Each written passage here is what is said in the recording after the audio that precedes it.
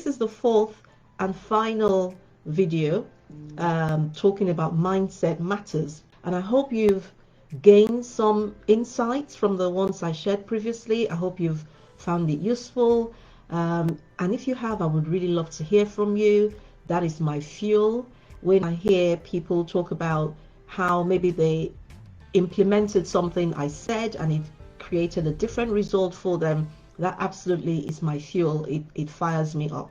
So if you've watched any of the previous videos and something really resonated with you, I think especially not the last one I did, probably the second one when I was talking about competing commitments, I got lots of comments from people on that one through WhatsApp, etc.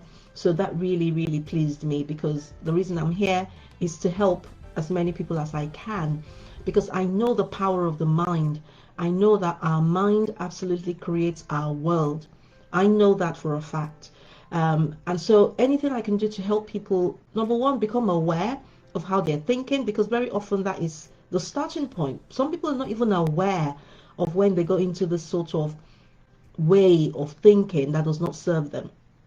So just helping people become aware, number one, and then helping them, once they're aware, find ways to overcome those maybe natural ways of thinking, to replace it with something better. That's something I'm always learning myself. I'm constantly aware of how I'm thinking. And one of the things that I haven't gone into what I wanted to share today, but let me just say this. One of the things that really helps me to be aware of how I'm thinking is how I feel. Because the way we think affects how we feel. And the way we feel determines the action we take, which obviously determines the results we get. So one trigger for me that alerts me to, maybe you need to watch what you're thinking, is how I feel.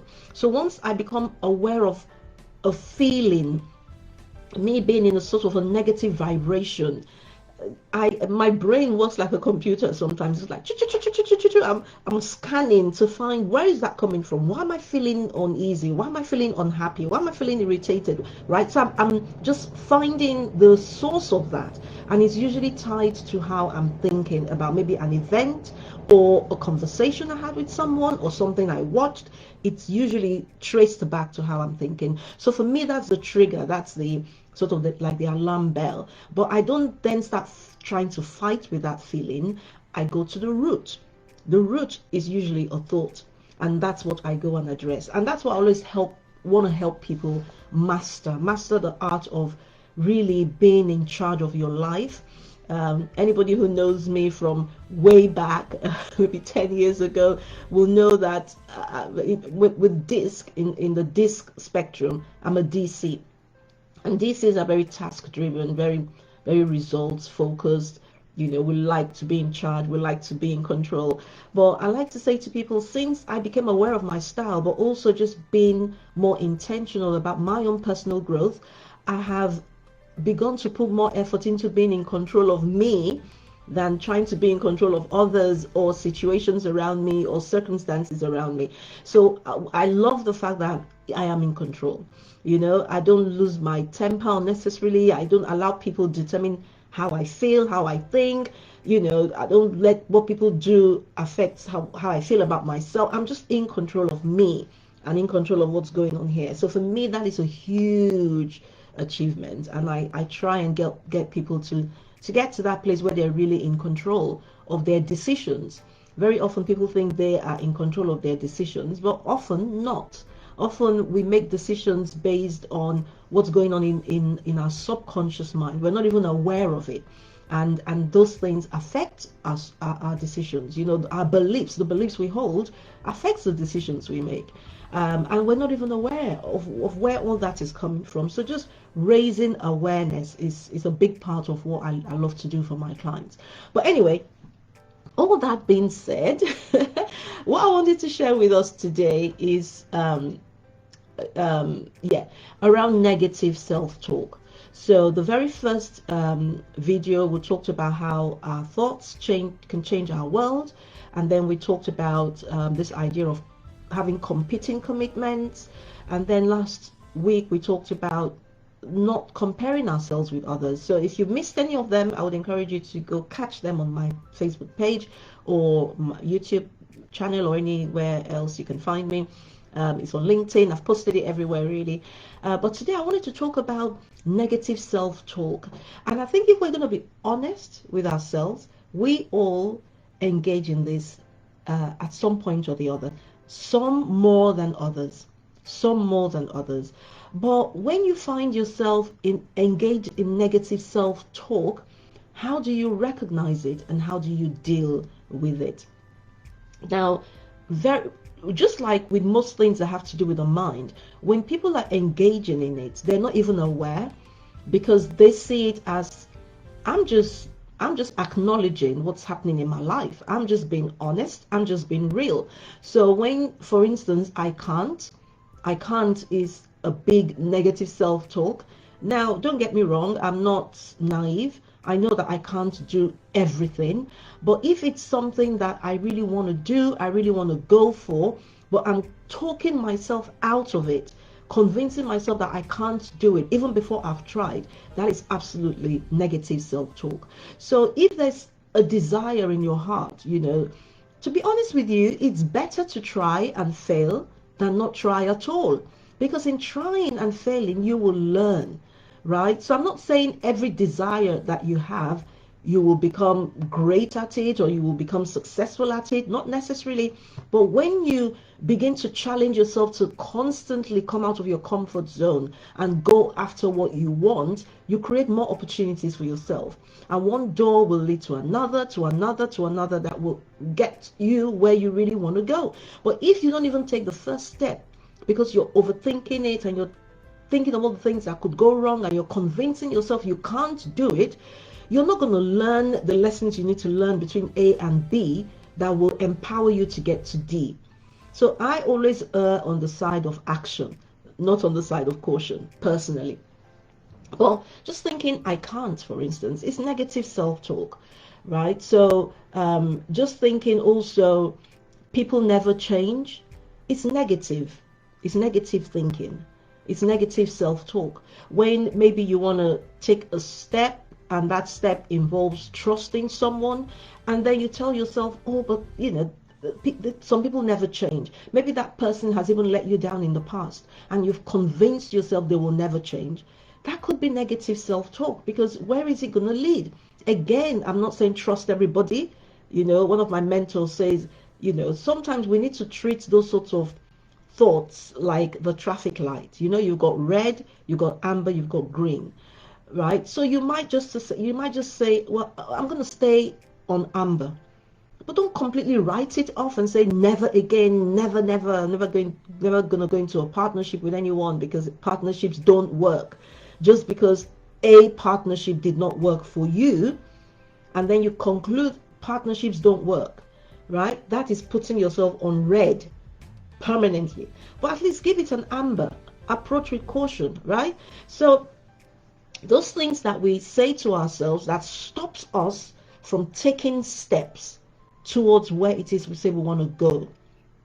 Think about it in your life. Where is it you want to go, right? In your relationship, in your business, in your career, whatever it may be. You're somewhere right now, and there is a there that you want to arrive at. And what is it that you're telling yourself that is stopping you from taking steps that could, I'm not saying it will, but could take you there? You're never going to know if those steps will really take you there if you don't take them. And so there's a way you're thinking that is stopping you from taking those steps, stopping you from engaging with that person, stopping you from going to that networking event, stopping you from picking up the phone and making that phone call, stopping you from putting that post on social media. And these very often are negative ways that we think that stops us and holds us back. So I want you to identify yours, but I'm going to share very briefly today 3 things that will help you to overcome them once you identify them, okay? And this is the first. The first is, ask yourself, is this true? Is this true? That's a very simple question, but it's a very powerful question.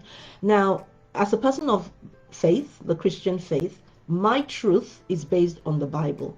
And I love that my truth is based on the Bible, because the Bible tells me all sorts of amazing things about myself, about what is possible for me. So I feel confident trusting that book. For you, it might not be, but you have to have a truth. You have to have a true north, right? And the reason I say that is because today the phrase my truth is common. But come on, when we think about it, that can't be right. You can't have a truth and I have a truth and the person next door has a truth. And if all our truths are different, which is the truth? Now, I understand when people say that, they mean I'm being authentic, I'm saying it from my point of view, and that's fine. But is that really the truth? So I might say my truth is I can't do this. But is that really the truth that I can't do it? Or is it just the fact that I haven't been able to do it until now? They're two completely different things. So find a way that you can anchor your thoughts on the truth, right? If you don't have any evidence to back it up, then you want to maybe put it on that amber scale rather than conclusively saying I can't. And so many people say I can't, even before trying, and that winds me up. My business is called Can Do Academy, so you can imagine that would wind me up. You can't say I can't when you haven't even tried. So when you say I can't because, and you're looking at past or present conditions and circumstances, what you really mean is I haven't been able to do it until now, right? So ask yourself, is this really true? And if you need help, honestly, if you need help really finding your truth or the truth in that situation, please reach out to me. I'd be very happy to, help you challenge that belief to find the truth in it, okay? Because truth and fact are not always the same, but that's going to be for another day.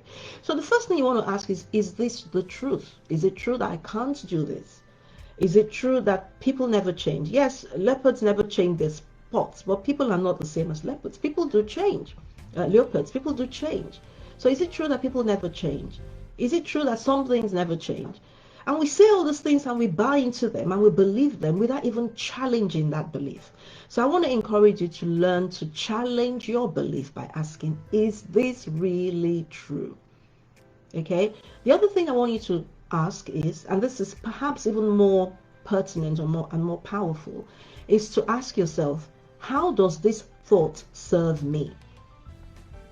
Because the idea of asking is it true might be subjective, and you might say, well, because I have a true north, like I said, which is the Bible, the basis on which I make all my decisions, and I choose what is my truth. So that's constant for me.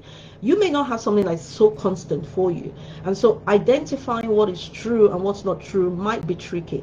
But whether you think it's true or not, this second test should help you overcome that self-limiting thought or that negative self-talk. Ask yourself, does this thought serve me? And if the answer is no, whether you think that thought is true or not for you, I want to encourage you to discard it. Discard it if it does not serve you, because it really does not matter whether you think it is true or not. Because your beliefs, your way of thinking, your way of being, your perception, it all comes from your upbringing, your personality type maybe. It's flawed. It's not absolutely perfect. It's flawed. So you can't rely on that. You can't build your life on that. It's flawed.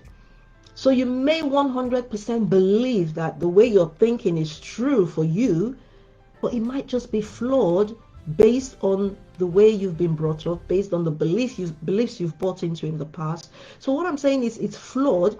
So don't just take that as, I'm going to live my life by that because I absolutely believe that is true. No. Apply the second test. Does it serve me? So even if you think it's true, and whether you think it's not true, if it doesn't serve you, discard it, because it's irrelevant whether it's true or not. In fact, if you think it's true and it doesn't serve you, and you choose to hold on to it because you think it's true, you put yourself even in a tighter fix, don't you think? You do, because you've now caged yourself in. You've now put yourself in a position where You know it doesn't serve you, but you've made yourself powerless. You've made yourself helpless by saying, I know it doesn't serve me, but it's the truth, so there's nothing I can do about it. Do you see what I mean? But that is absolutely not the case, because there's always something we can do about everything. So if it does not serve you, just say, I'm going to have to find.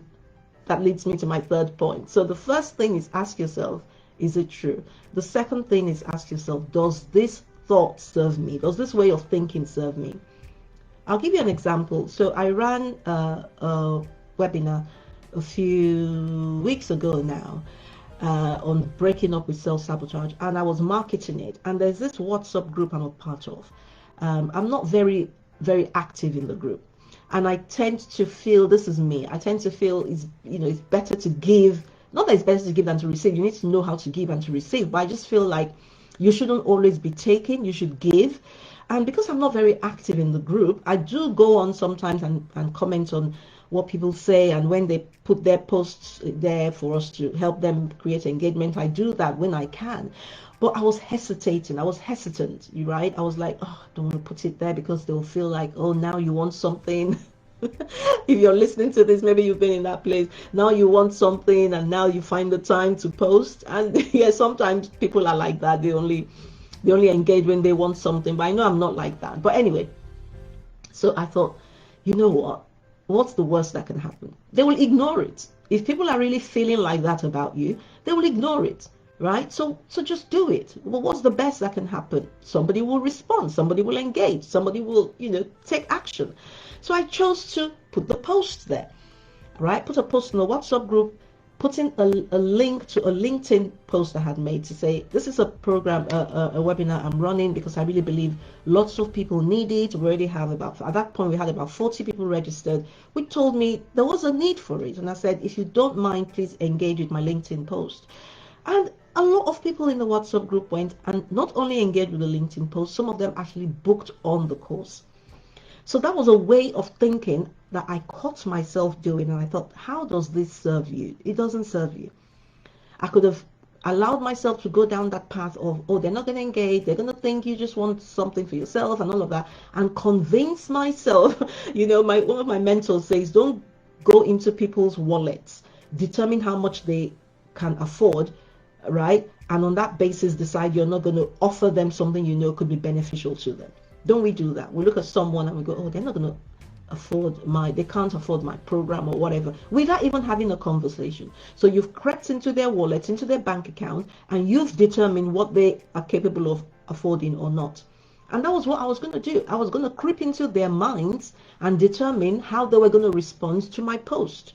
And we do that. We tell ourselves stories. We play the story to the end, but often in a manner that does not serve us. So I said, no, this does not serve me. I'm just going to do it. And I did, and I got results. So that was just an example. So ask yourself, is this true? Ask yourself, how does this thought serve me? If it doesn't serve me, discard it. But then the third thing you want to do is ask yourself, what thoughts can I adopt right now that will serve me? So you're being intentional about how you're thinking. You're not just allowing yourself to go with the flow. What thought can I adopt right now concerning this particular situation that can serve me? And that was what I did with that example I just gave you. I chose to adopt a thought that would serve me. Just put it in there. Worst case scenario, nobody will engage. Best case scenario, some people will engage. That was a thought that served me, and it helped me move forward to take action. And that affected my results. Do you see how this thought, feeling, action, results thing always plays up in our lives? That is absolutely how we create our world. So those are the three things I wanted to leave with you today. And I would love to hear from you. I would love your comments once you've watched this. Let me know what you think. Let me know if this helped you, if it served you. I would really, really love to hear from you. So that concludes the 4 videos I wanted to do about mindset matters. But if this has been of any benefit to you, if you've gained from this, I want to invite you to join me on my mastermind.